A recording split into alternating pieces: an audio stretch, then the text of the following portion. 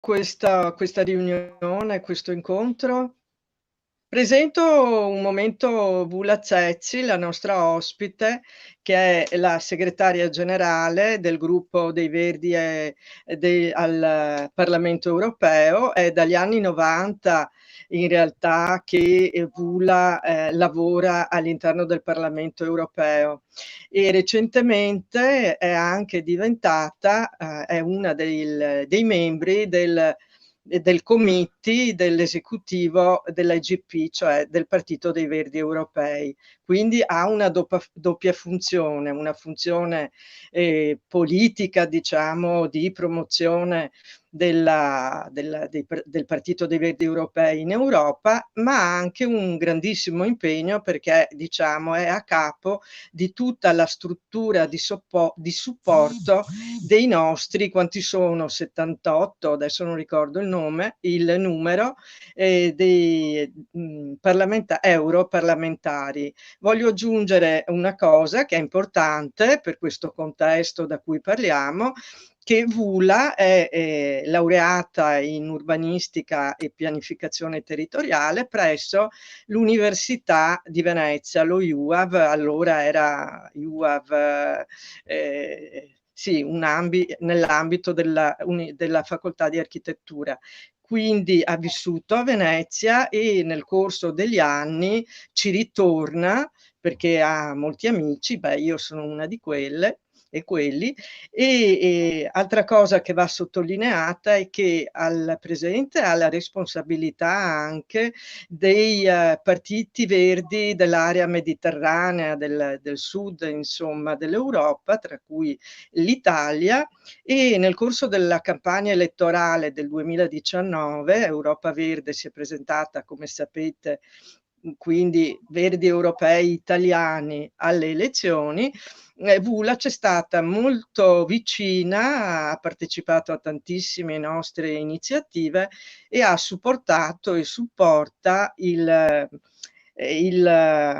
progetto di Europa Verde, anche facendo parte del gruppo di coordinamento nazionale. Quindi io ringrazio molto Vula per la tua presenza e Gianfranco si presenta da sé, è un leader storico dei Verdi e oggi è impegnato a livello regionale, a livello anche locale, nella preparazione della grande battaglia che ci sarà in settembre, perché abbiamo le elezioni sia del Comune di Venezia, sia la grande sfida a livello regionale. Quindi insomma avremo molto bisogno, Vula, del supporto tuo e anche degli altri protagonisti dell'European Green Party, perché per noi è determinante che veniamo anche individuati, eletti come l'espressione dell'ambientalismo e dell'ecologia politica europea che ha tanti risultati e molto positivi risultati nei paesi, soprattutto del nord Europa, in modo che si superi questa osservazione che spesso viene fatta, ma perché i verdi italiani non sono come i verdi europei? E probabilmente ci si dovrebbe interrogare anche di perché gli italiani non sono come i tedeschi o come gli olandesi e così via. Bene, quindi Gianfranco, se vuoi dire due parole anche tu sul perché abbiamo impostato questo webinar proprio con Vula, che è, diciamo, una delle esponenti più autorevoli dei Verdi europei, perché con Venezia, perché col Veneto, perché proprio oggi, insomma, in questi giorni. Un po' l'hai già detto tu, no? Noi in particolare verdi, veneziani, veneti, siamo prima verdi europei e poi verdi italiani, nel senso che il nostro riferimento storico è sempre stato l'Europa e l'esperienza verde in Europa in particolare. e questo ci ha resi a volte anche un po' diversi nel panorama italiano. E portiamo questo legame con i veri europei anche nelle realtà locali in cui operiamo. A Venezia non si può non essere europei, non si può non essere planetari, vorrei dire, no? E quindi non avere una visione così aperta sempre. E tanto più in questo momento in cui dopo la grande pandemia che oltre alle tragedie che ha provocato, ha anche provocato una catastrofe economica, sta provocando una catastrofe economica, che a Venezia, in particolare e nel Veneto, si somma a disastri di natura ambientale che nel corso dell'anno passato hanno segnato la nostra città con la catastrofica acqua alta mareggiata dell'autunno scorso, e nel Veneto, nella regione, ha provocato altrettanti disastri di tipo ambientale, prodotti sia dalle manomissioni, da un modello di sviluppo molto distruttivo, no? Invadente, pesante, impattante, sia da fenomeni globali a partire dal climate change in particolare. In questo momento in cui si deve provare a ricostruire, l'idea di tornare sui passi di prima per riprodurre i disastri che sono avvenuti, cercando scorciatoie improbabili a una nuova crescita che sarebbero soltanto un ulteriore passo verso altri disastri, no? Sentiamo la necessità di calare nelle realtà locali, territoriali, l'idea del Green New Deal che i veri europei stanno imponendo nel Parlamento europeo, nei diversi paesi e anche nella visione generale.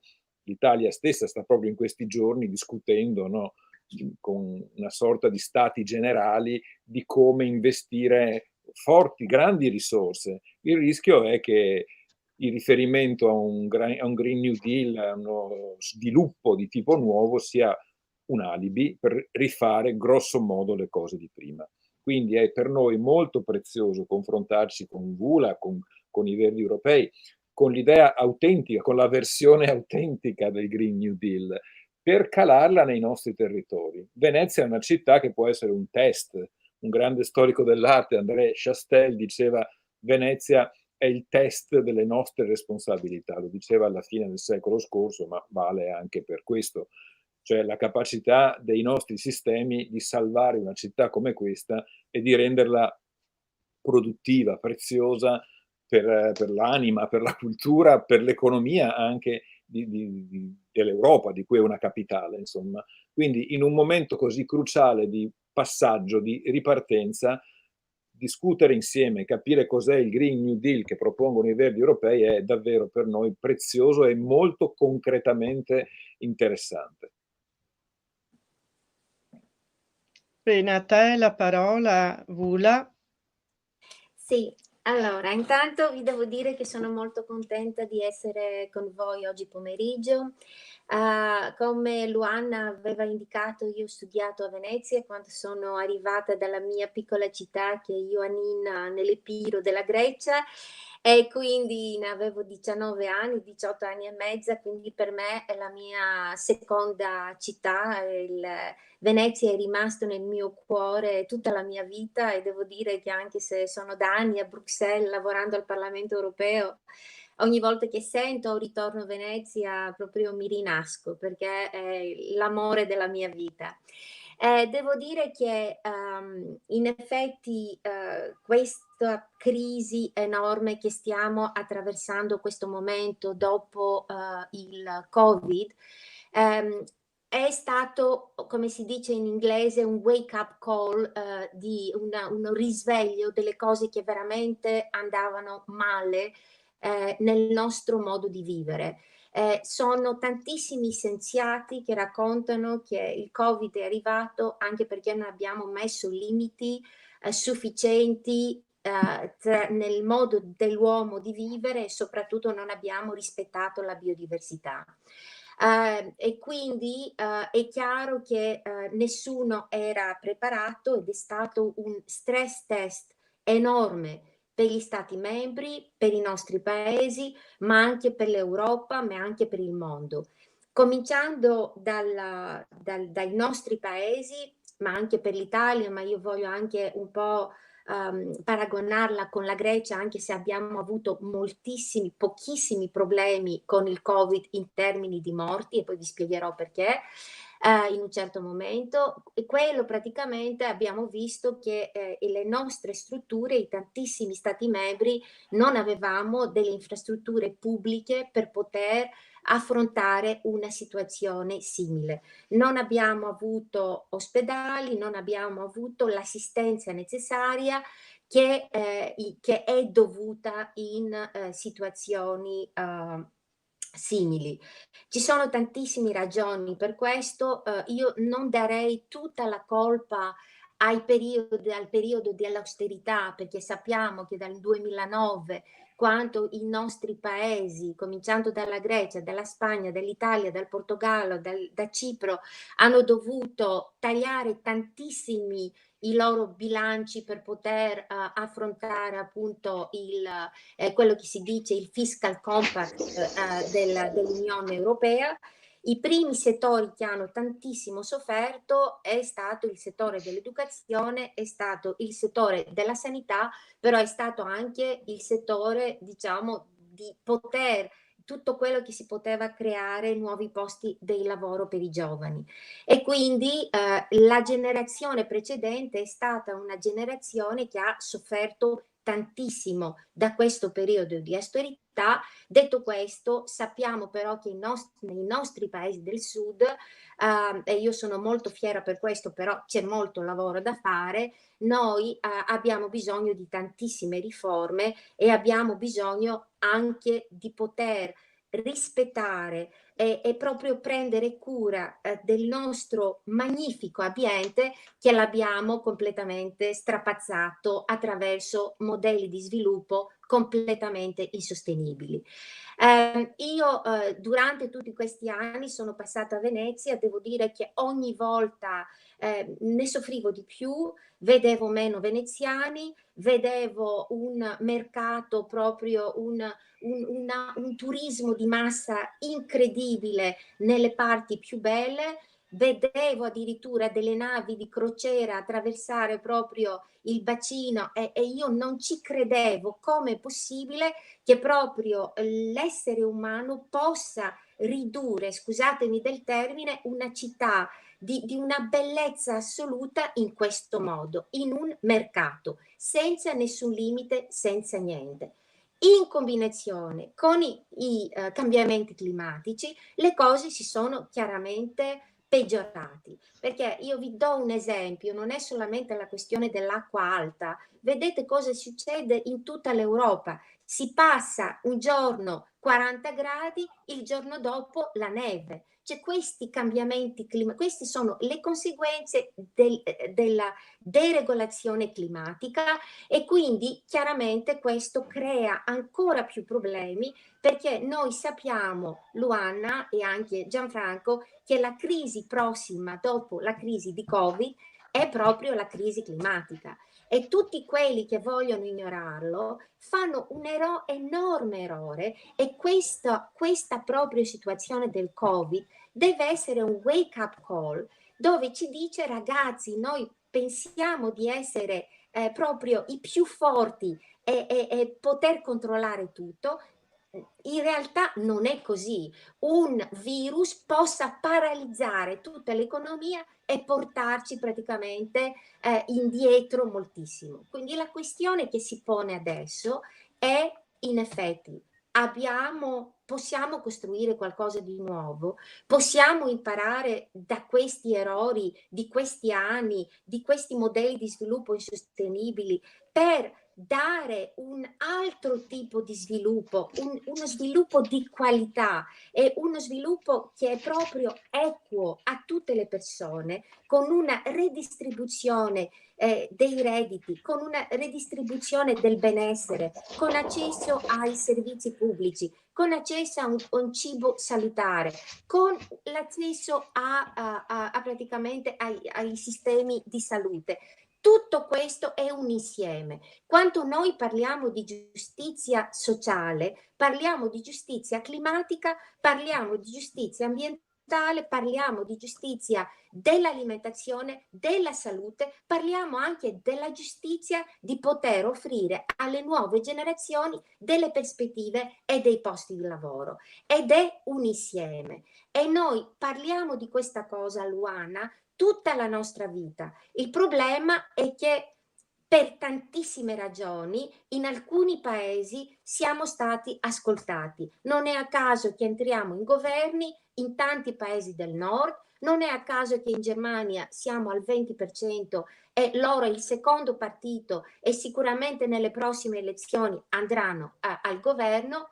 Uno possa dire sia per l'Italia, sia per la Grecia, la Spagna, il Portogallo, ma sì, loro hanno già risolto tutti i loro problemi e quindi avendo risolto tutti i loro problemi possono anche occuparsi dei problemi entre guillemets di lusso, che è quello dell'ambiente. Questo non è vero. Se noi vediamo i soldi sprecati con dei modelli di sviluppo sbagliati in fondo, con tutte le questioni legate proprio ai cambiamenti climatici e a tutti i disastri nazionali, e proprio miliardi di euro che vanno completamente sprecati perché non sono orientati nel modo dove devono essere investiti e orientati.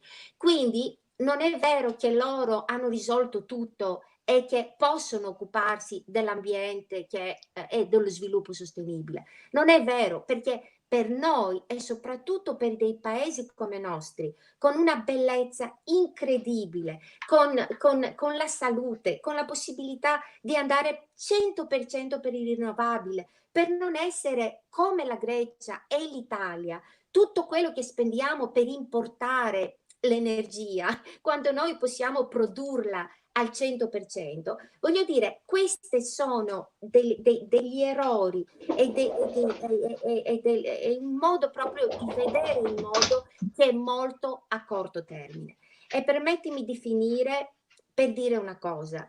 Van der Leyen ha fatto una proposta che è proprio il piano di ricovero.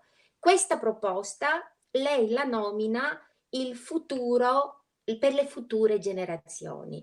Allora, però con quali condizioni?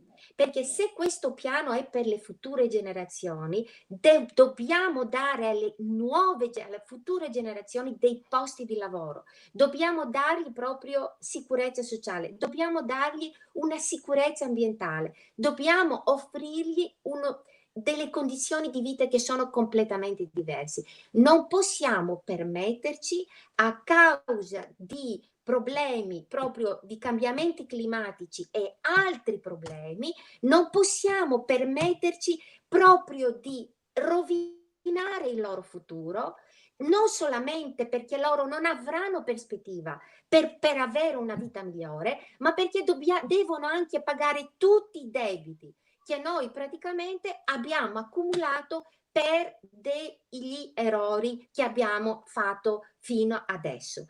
La Van der Leyen dice: io voglio fare questa cosa sulla base del Green Deal e sulla base anche della digitalizzazione e della modernizzazione dell'economia. Va benissimo, però chi farà le proposte? Le proposte saranno gli Stati membri. Ed è la prima responsabilità degli Stati membri che loro toccano 80% dei bilanci del piano di ricovero che vanno direttamente agli Stati membri per poter presentare delle proposte di sostenibilità, di uno sviluppo sostenibile alla Commissione. Sarà la Commissione che deve decidere se i piani vanno bene oppure no. Noi come gruppo, con quasi 70 deputati, perché dopo il Brexit ne abbiamo persi un po', noi saremo praticamente guardare degli angeli, praticamente dei trattati, per essere sicuri che gli Stati membri presentano dei piani del futuro e non presentano dei mostri del passato e non fanno delle cose che sono completamente vergognose. E scusatemi anche, e poi finirò, ci sono ancora due cose che io vedo problemi molto simili con il mio paese in Grecia. Prima, la burocrazia. Se tu non proprio risolvi dei sistemi burocratici che noi nei nostri paesi abbiamo, e se tu non li modernizzi c'è un vero problema se noi possiamo riuscirci. Seconda cosa è la questione dell'evasione fiscale, e questa purtroppo, Loana, non è una questione solo greca. Questa è una questione che tocca tantissimi paesi, che tocca anche i nostri paesi, che noi vogliamo una giustizia sociale che è basata su una giustizia fiscale, e l'Europa deve prendere le sue responsabilità, avere un'unione economica e monetaria, avere un sistema di tassazione comune in modo di poter praticamente controllare dove vanno le tasse e combattere l'evasione fiscale, perché questo è un problema enorme che tocca le nostre società e che noi dobbiamo veramente battere per poter dare alle generazioni future quello che meritano. Questa impostazione è per noi quella giusta. Tra l'altro noi abbiamo alcuni problemi, in particolare qui a Venezia, che non possiamo risolvere facendo pagare il costo del cambiamento a chi perderebbe, per esempio, l'unica occupazione che ha. Quindi il tema del lavoro che ponevi tu, Vula, è direttamente connesso, cioè la capacità di cambiare il lavoro garantendolo è direttamente connessa alla nostra capacità di convincere che il cambiamento ecosostenibile è quello unico che può garantire questa prospettiva. Per esempio, noi abbiamo un problema lo ricordavi tu prima, no? Di invadenza estrema della monocultura turistica. Ma noi non possiamo ovviamente chiedere a chi lavora nel settore del turismo di restare disoccupato, no? Dobbiamo limitare l'invadenza di questa monocultura e creare alternative. Noi abbiamo un grande polo industriale che è quello di Porto Marghera, fortemente impattante, che stiamo lavorando per convertire, per limitare nei suoi effetti più distruttivi e nocivi, ma che dobbiamo riconvertire. E quindi, per esempio, guardiamo con grande interesse e grande speranza anche a quella prospettiva che ricordavi tu prima, no? Il Green New Deal europeo, che però deve passare attraverso le proposte che gli Stati membri fanno. Quindi è una battaglia che può giovarsi della prospettiva europea, ma che deve svolgersi sul territorio e dentro i diversi paesi. Questo per noi significa anche però avere un aiuto, diciamo così, dall'opinione pubblica europea, dalle istituzioni europee, affinché, ad esempio, un territorio come il nostro, la straordinaria regione che è il Veneto, no? È un concentrato di straordinarie bellezze, ma anche di straordinari a volte egoismi, no? Di disastri prodotti a chilometro zero, cioè autoprodotti per così dire, e che a loro volta contribuiscono al disastro generale. È una regione energivora, no? Che ha molto dissipato le risorse e che ha, per esempio, in poli industriali come Marghera ha contribuito e contribuisce molto al climate change, no? In senso deteriore, ovviamente. Quindi come dire, il nostro è un guardare all'Europa sapendo che ce la dobbiamo giocare qui, convincere qui i soggetti coinvolti nella nostra città, nel nostro territorio a cambiare, ma sapendo quanto è importante avere questo gancio europeo che dà respiro alla nostra iniziativa, alla nostra e di quella di chiunque condivide, e sono per fortuna sempre di più, la necessità di questo cambiamento. E anche sapere che un occhio della istituzione europea, dell'Europa nel suo insieme a questa nostra città ci rende più forti di fronte, per esempio, lo ricordavi ancora tu prima, a chi vorrebbe continuare a mantenere queste grandi, enormi navi, questi transatlantici pensati per gli oceani dentro la laguna, no?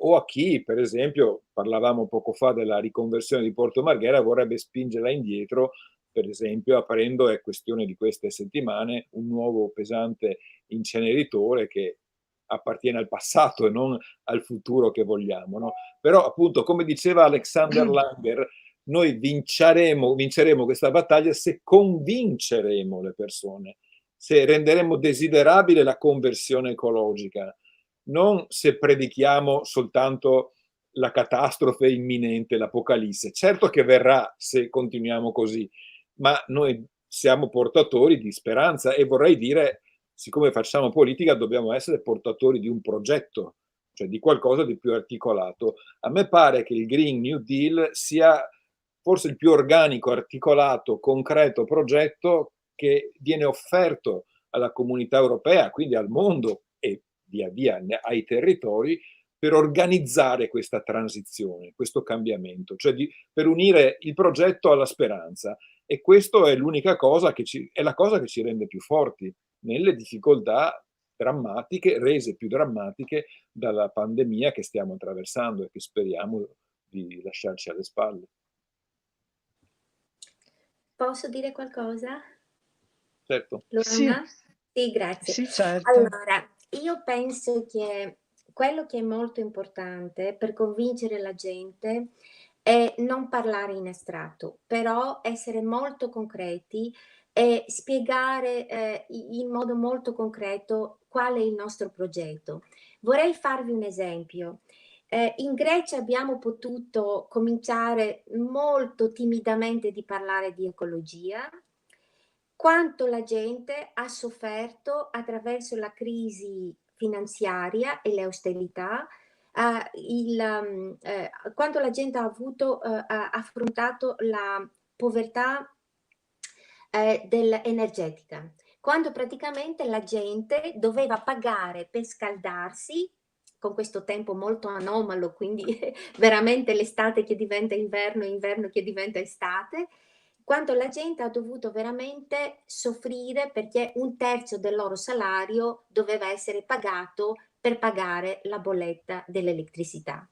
E quindi lì abbiamo potuto cominciare a parlare con la gente in modo molto semplice per dire: ma vi sembra normale che in un paese come il nostro, con l'aria, con l'acqua, con il vento, con tutto quello, con il sole, con tutto quello che abbiamo, che non possiamo essere indipendenti dal punto di vista energetico e che la vostra bolletta, invece di essere un terzo del vostro salario, che è già basso, perché parliamo di un salario di 750 euro al mese se tutto va bene, allora che può essere molto di meno, perché voi avete diritto, come tutti noi abbiamo diritto, di poter avere un accesso alle energie proprie in modo completamente diverso di quello che abbiamo adesso. Per esempio, il governo greco viene qualche giorno fa a adottare una legge dove nei nostri giorni vanno a fare il drilling nel Mediterraneo dell'olio, ecco, quindi distruggere completamente la bellezza del nostro Mediterraneo. Perché? Per poter avere una nuova energia, mentre noi abbiamo la possibilità di avere 100% rinnovabili. Quindi io anche penso che bisogna, in ogni proposta che noi facciamo, delle energie rinnovabili, dell'isolamento delle abitazioni, della qualità dell'aria, delle questioni legate alla salute, nella qualità dell'alimentazione, che è un diritto a tutti. Tutto quello che noi proponiamo dobbiamo veramente essere in misura di spiegare che tocca a tutte le persone e che non tocca solamente pochi. E dall'altra parte che le nostre proposte sono capaci di produrre anche del lavoro.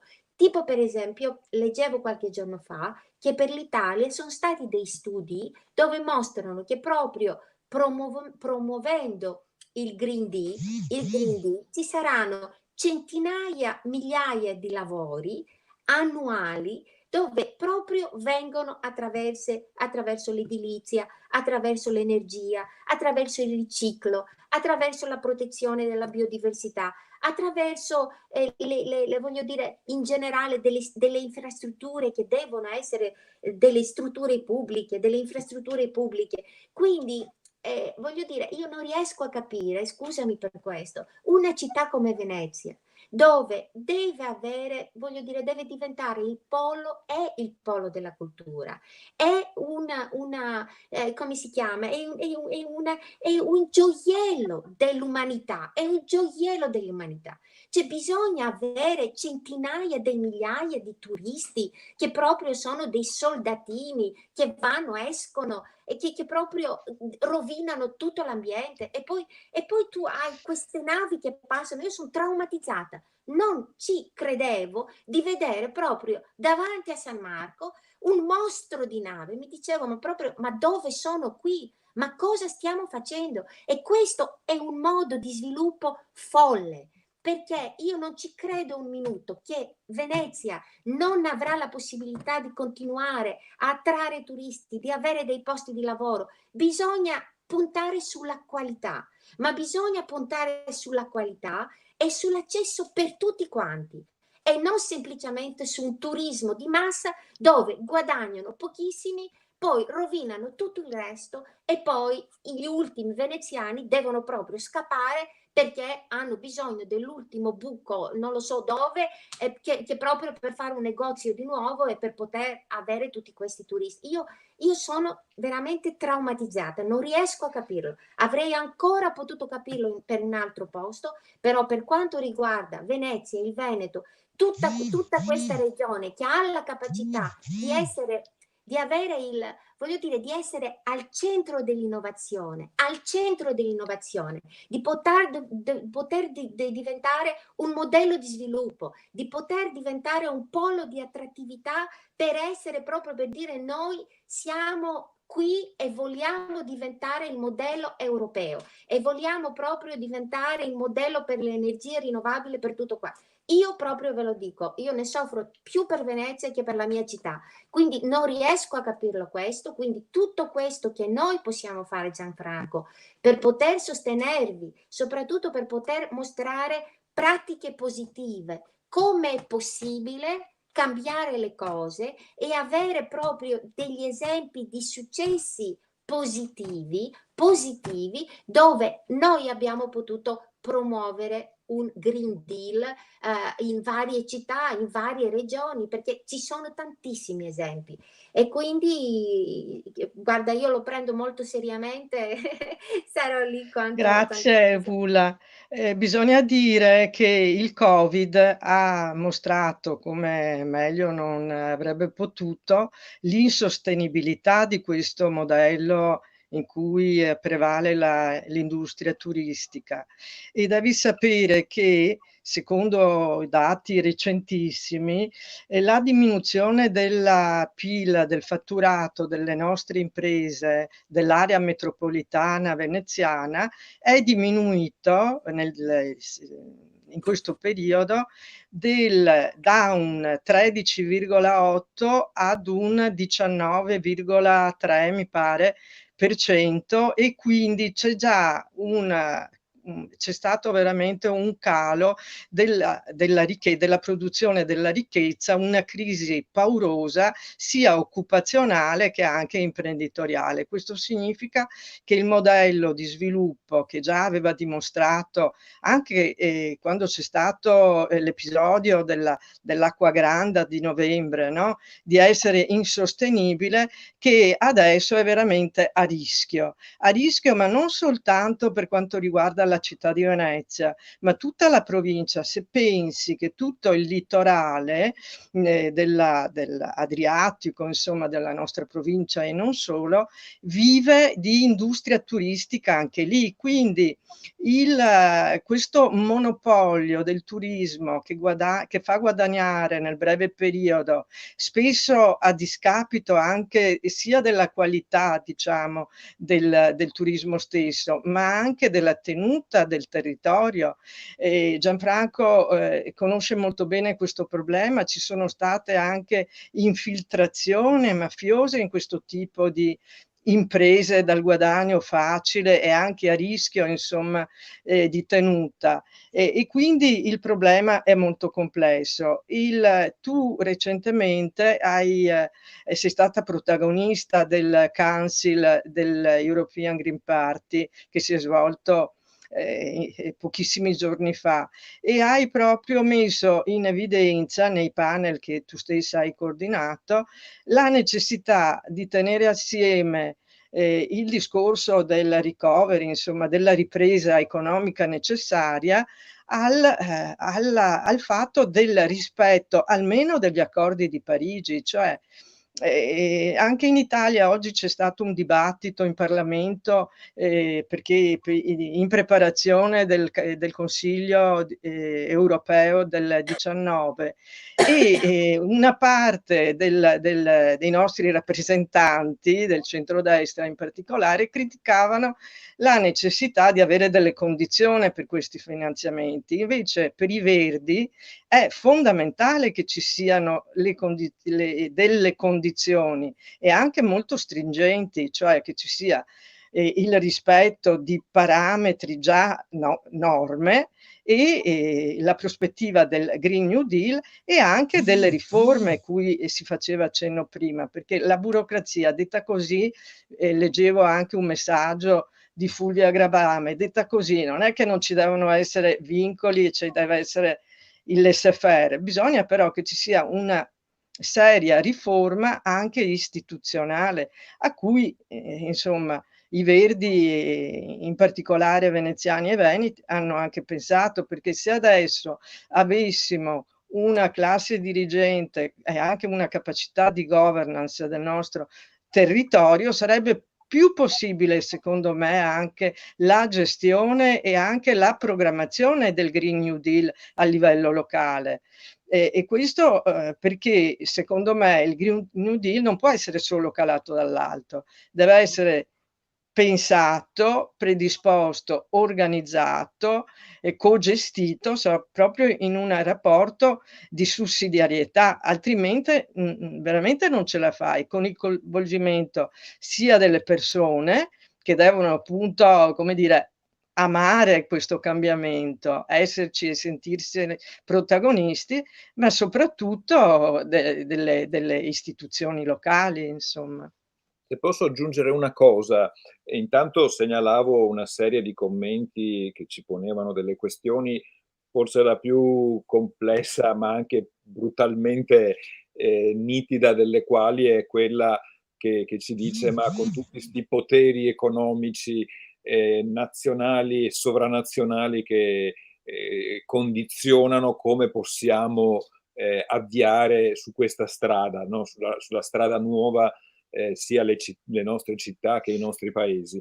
Forse una risposta viene proprio dalla capacità che possiamo avere di organizzarci in grandi collettivi, no? In grandi forze che si uniscono proprio per cambiare le cose, no? E che utilizzano, fra virgolette, anche la contingenza drammatica in cui siamo per sottolineare la necessità di questo cambiamento, per non tornare indietro, no? In questi giorni, per esempio, il Parlamento europeo sta stanziando una serie cospicua di fondi per i disastri ambientali avvenuti in particolare nel nostro paese, avvenuti in Veneto e a Venezia. Arriveranno diversi milioni di euro, una cosa molto concreta, però appunto noi non possiamo ridurre, e lo diceva bene Luana adesso, il nostro rapporto con l'Unione Europea alla richiesta di aiuti per continuare come prima. Quindi le condizioni non sono condizioni capestro come qualcuno vorrebbe dire, sono la condizione perché il cambiamento impedisca in futuro ulteriori disastri e garantisca il cambiamento necessario. Questo è il punto che dobbiamo avere la forza di sottolineare, di mostrare, anche usando la sorte di una città straordinaria, come diceva bene Vula, come Venezia, per parlare di Venezia ma del mondo intero, insomma, no? Venezia è un po' una...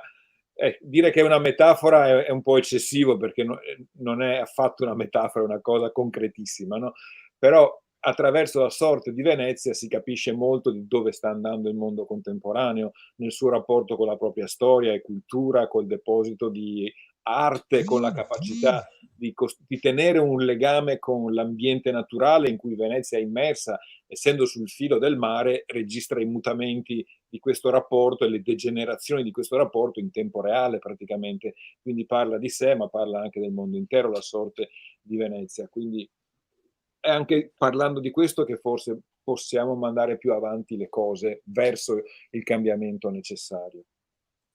Allora, se posso dire un po' di cose, allora su quest'ultimo punto che hai menzionato Gianfranco, non vorrei troppo semplificare, però hai assolutamente ragione quando dici che Venezia è un po' l'occhio del mondo, perché lì bisogna trovare un equilibrio tra questa immensa bellezza di questa città e particolarità e unicità e come veramente, come si chiama, mettere delle regole sulla questione del consumismo, perché la Venezia è diventata una città di consumo in tutti i sensi ed è per questo un po' l'immagine di quello che in qualche modo le cose che proprio non vanno bene e che bisogna proprio cambiare in un microcosmo, in un contesto molto speciale,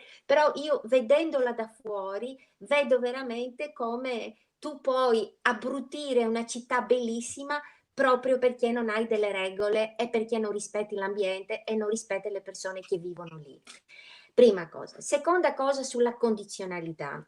Allora, per noi è molto importante che quando parliamo cosa vuol dire condizionalità? Vuol dire che quando i stati membri presenteranno i progetti, non è che possono avere dei soldi su tutto se non ci sono condizioni. E quali sono le condizioni? E questa è la battaglia che noi dobbiamo avere perché la Commissione ha messo un po' di condizioni, però dobbiamo proprio essere sicuri che vanno nella buona direzione. C'è la questione di accordi di Parigi ecologica, perché questo è chiaro. Non dobbiamo promuovere dei progetti se loro non rispettano l'accordo di Parigi. Devo dirvi una piccola parentesi, che nel piano che ha presentato la Commissione, i fondi supplementari del ricovero, del piano di ricovero, non c'è referenza proprio sull'accordo di Parigi. Loro insistono sul Green Deal e l'accordo di Parigi è un po' sparito. Quindi per noi la battaglia è di essere sicuri che nella condizionalità c'è l'accordo di Parigi. Seconda cosa è la questione dei diritti fondamentali.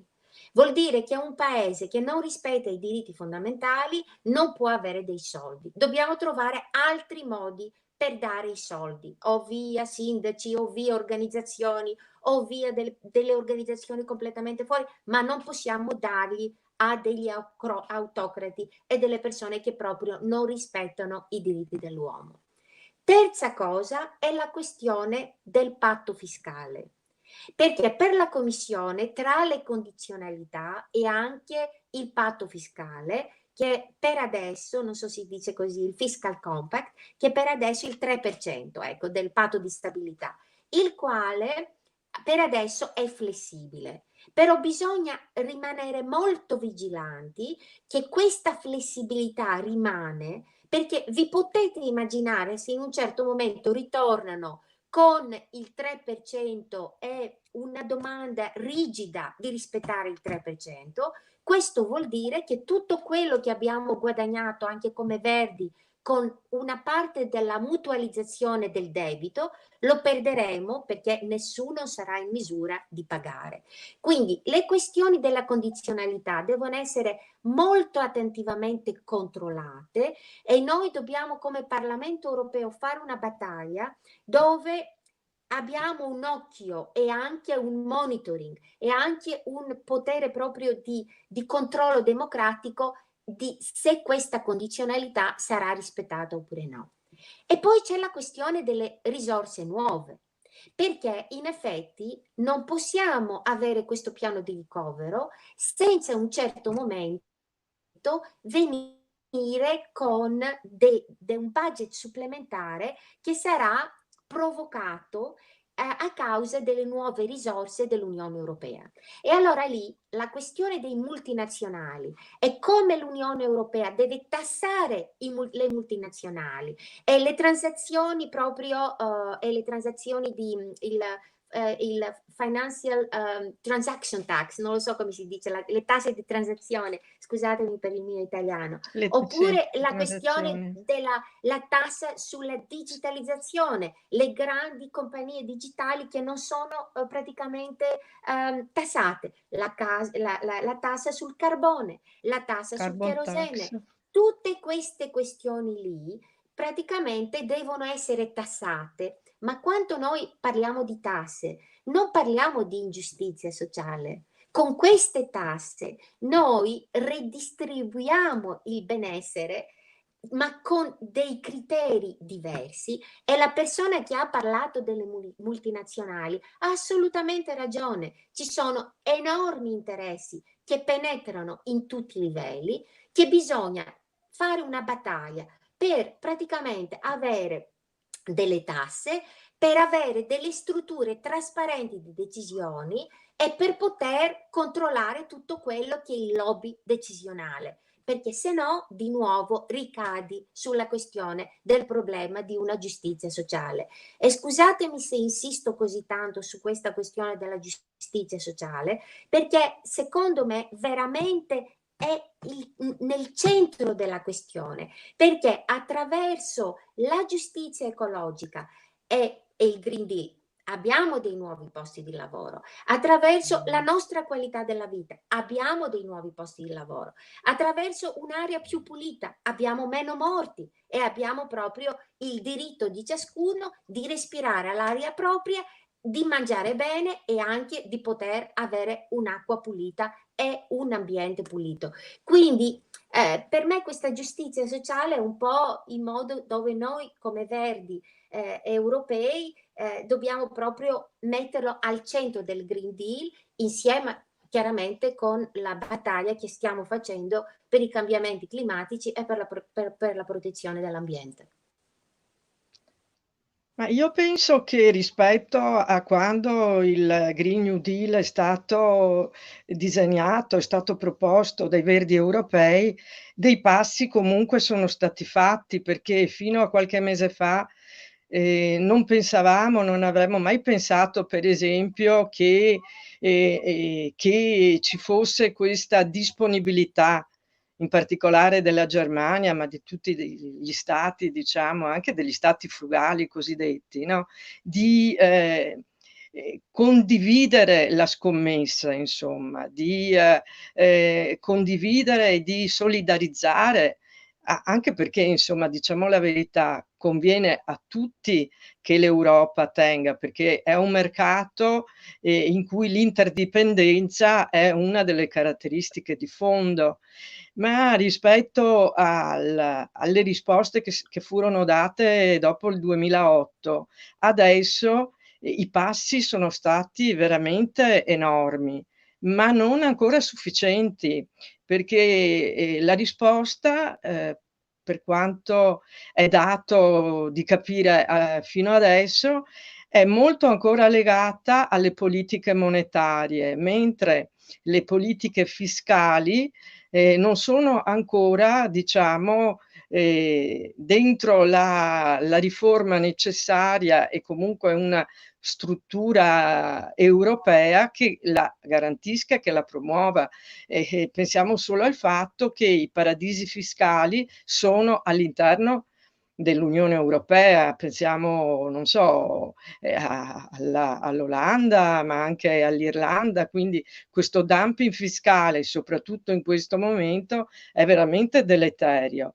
Per non parlare poi della necessità di essere veramente, di avere una giustizia redistributiva, una giustizia sociale. Cosa significa? La proposta dei Verdi, magari in Italia si sa poco, ma è quella che ci sia un reddito minimo garantito proprio per affrontare anche la transizione. Come fai, come diceva giustamente Gianfranco Bettin prima, a pensare ad una riconversione così, diciamo, che possa raggiungere i risultati che ci auguriamo senza questa premessa, senza delle risorse e così pure anche per quanto riguarda i beni comuni, l'acqua, l'aria, il territorio, ma ci aggiungerei anche la salute, la sanità, l'organizzazione sanitaria. Se non investiamo nei beni comuni e torniamo indietro rispetto a quella sciagura dei processi di privatizzazione, come si fa ad avere un vero Green New Deal? Quindi è questo che bisogna far capire anche dal punto di vista elettorale, che la proposta dei Verdi non è una risposta ambientalista di settore, è una risposta di sistema globale, di alternativa culturale, di visione, direi quasi profetica, insomma, del futuro del nostro paese e dell'Europa. Allora, non vorrei monopolizzare, però se mi permetti molto velocemente. Prima di tutto, sulla questione, c'è un vero impegno della parte dell'Europa sul Green Deal? Io direi di sì, che c'è, le cose stanno cambiando, non stanno cambiando casualmente, in politica niente non è casuale. Quando tu hai avuto, non dimentichiamo, i ragazzi per strada, per settimane, per mesi, tutte le mobilizzazioni della gente fuori, è chiaro che alla fine anche i più insensibili diranno qui succede qualcosa, dobbiamo fare qualcosa. Quindi sono d'accordo con te che proprio la mobilizzazione dei giovani molto molto importante, ma anche il fatto che in alcuni paesi i verdi hanno cominciato veramente a diventare la vera alternativa, ha proprio impaurito, e quindi anche per un po' di opportunismo c'è stato questo cambiamento. Allora, quello che però bisogna stare molto attenti, che il fatto che siamo in una direzione, allora io vi posso assicurare che bisogna spingere tutti i giorni per continuare nella buona direzione, perché giustamente le abitudini, i lobbies, voglio dire, tantissime cose possono di nuovo portarci indietro, perché bisogna avere un periodo di trasformazione e questo prende tempo anche dopo i shock, non è che uno cambia il suo modello di vita da un momento all'altro. Quindi questo è un impegno costante e io vi posso semplicemente dire che senza i verdi questa cosa non è garantita ancora.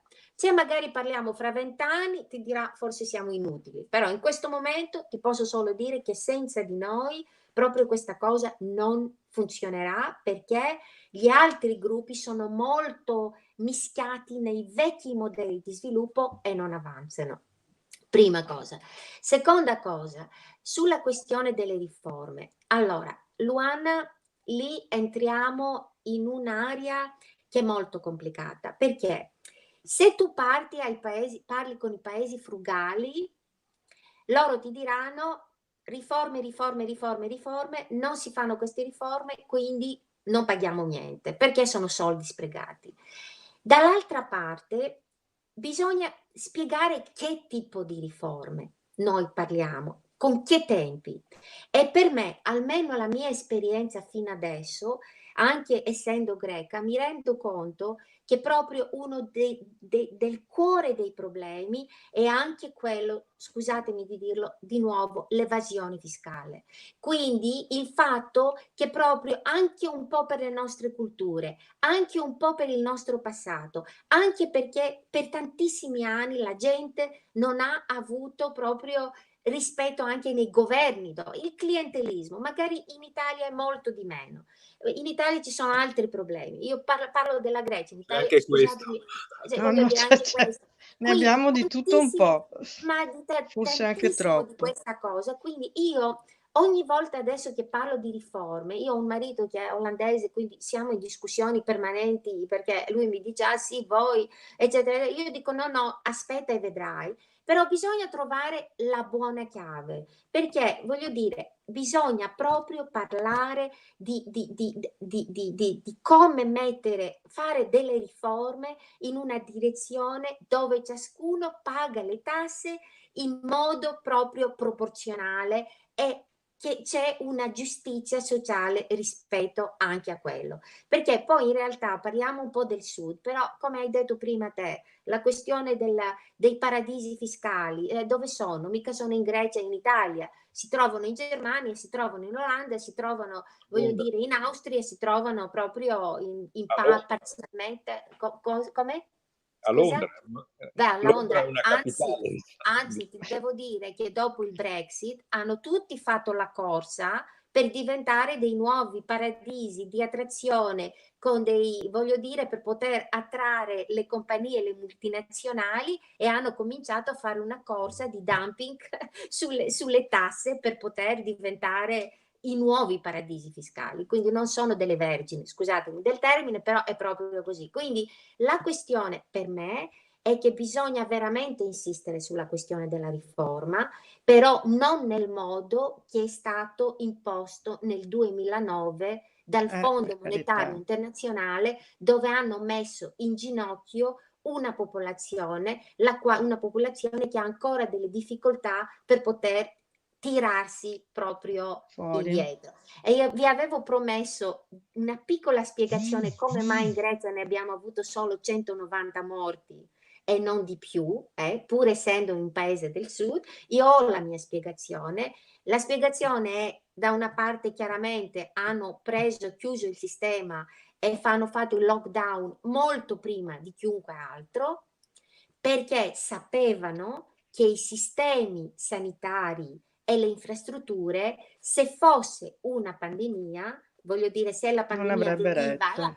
avrebbe completamente provocato delle centinaia di persone, di morti, molto di più, perché le infrastrutture erano inesistenti, e perché una delle riforme più profonde che bisogna fare è proprio nel sistema della salute. Abbiamo ottimi dottori, però il sistema è completamente corrotto e completamente rovinato anche dopo la crisi finanziaria. Quindi è una spiegazione che vi posso assicurare che i politici hanno fatto bene, malgrado un sistema molto corrotto e tutto, di dire prendiamo delle misure proprio drastiche, perché se no non saremo in misura di tirarcene fuori. Gianfranco, vuoi concludere e salutare perché siamo in Sì, prossimità? stiamo concludendo. Mi sembra che abbiamo Mm. fatto un'immersione molto interessante e molto ispiratrice, diciamo, sulle grandi linee che dobbiamo seguire, no? Che possiamo seguire finalmente, perché un conto è che non ci fossero delle potenzialità in via di espressione come siamo oggi, alle quali siamo oggi di fronte, un conto è che appunto ci siano come è adesso. Questo ci responsabilizza molto come Verdi italiani, per esempio, che un governo un po' miope in questi giorni di stati generali non ha voluto coinvolgere nella riprogettazione, nella ripartenza del paese, illudendosi che senza i Verdi si possa andare con altrettanta efficacia nella direzione giusta. E quindi glielo ricorderemo a questo governo miope da questo punto di vista. Glielo ricorderemo dall'Europa, dove ci siamo con una grande forza, ma anche nei territori e anche nelle città, nelle regioni come la nostra, in cui siamo anche presenti con dei ruoli significativi e che ci candidiamo con le prossime elezioni a governare o a tornare a governare, facendo tesoro delle lezioni del passato, degli errori, dei limiti che noi stessi abbiamo avuto, ma sapendo che oggi siamo più forti di prima da questo punto di vista, proprio perché l'idea del Green New Deal non solo è andata avanti nella coscienza un po' generica, ma si sta traducendo in provvedimenti precisi, è diventato un progetto. Questa è la differenza tra qualche anno fa, quando era un'aspirazione, un'ambizione, una speranza, e oggi che invece ci consente di parlare di cose precise, come si riorganizza una città stravolta dal turismo prima come Venezia e poi dalla sua assenza, dallo shock doppio, diciamo così, come si salva Esatto. una città esposta ai flutti generali del cambiamento climatico e ai disastri locali che aggravano quel cambiamento, no? Come si riconverte un grande polo industriale, portuale che Venezia ha e che si chiama Porto Marghera, no?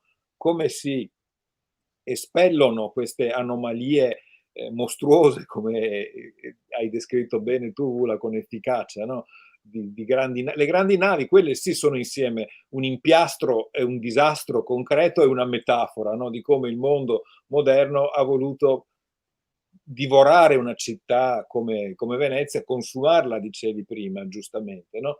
E come invece dobbiamo liberarcene. Questa cosa dobbiamo farla qui, a Venezia, nel Veneto, dobbiamo farla in Italia, come verdi italiani, veneziani, come persone consapevoli di ogni credo politico, perché di fronte a queste prospettive, a questa crisi contemporanea, anche i fondamenti dei vari credi politici sono messi in discussione radicalmente, no? Forse noi siamo stati i primi alla fine del secolo scorso ad annunciare la crisi delle ideologie e la necessità di guardare in modo nuovo, insieme concreto ma anche ispirato, no? a nuovi criteri per cambiare i luoghi in cui vivevamo e il mondo nel suo insieme, no? E quindi forse siamo più attrezzati di altri per dire una parola, però conosciamo i nostri limiti e quindi sappiamo che nella concretezza del progetto del Green New Deal nei territori e su scala europea dobbiamo trovare la forza per superare i difetti, i limiti, gli errori che abbiamo commesso come comunità e anche come forze politiche. Quindi se la politica torna al centro quando si parla di elezioni, noi dobbiamo usarla per riportare al centro dell'attenzione anche politica la vita delle città, la vita delle persone. Bene. Stavo, Grazie Vula, vuoi dire una parola in conclusione? Sì, Stiamo per grazie. chiudere.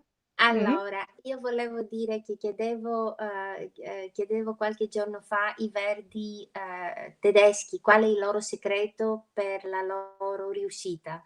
E loro mi hanno detto che in un dibattito pubblico che è proprio la loro presenza molto forte a livello locale. Loro hanno dimostrato che possono cambiare le cose e proprio quello gli ha dato anche la forza di essere proprio il secondo partito a livello del loro paese e quindi questo giustamente riprende quello che Gianfranco ha detto, che dal momento che noi siamo presenti a livello locale è proprio un appello, questo è proprio l'inizio anche di una riuscita a una scala più grande. Voi potete proprio contare su di noi, soprattutto anche con me, essendo appunto eletta al Partito Verde Europeo come un secondo impegno, giustamente perché uno dei miei obiettivi è poter rinforzare, se posso, nel mio piccolo, i paesi proprio del sud, quindi veramente potete, i Verdi nei paesi del sud, potete contare sul mio impegno e sarei molto felice di venire a fare la campagna elettorale con voi se proprio posso essere utile. Grazie. Assolutamente. Grazie Vula. Lo prendiamo come un impegno. Ci contiamo fino in fondo e io so quando tu prometti una cosa la mantieni sempre. Assolutamente. Grazie. Ciao e grazie. Grazie, a presto. A presto.